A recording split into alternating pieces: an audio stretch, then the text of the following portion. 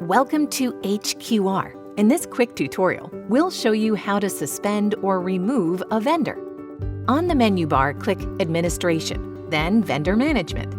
To the right are 3 stacked dots. This is a utility menu.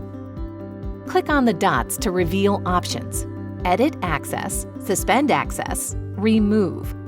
To suspend a vendor, click on the Dots menu, then click on Suspend Access. Now you can decide if you want to suspend a user. This will pause all active permissions. You can activate it at any time. Next, let's click Remove.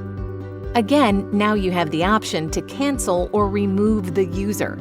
Removing this vendor will disable the vendor in all of your programs. Let's click Remove Vendor. Back to the vendor management page. We no longer see that vendor in our table.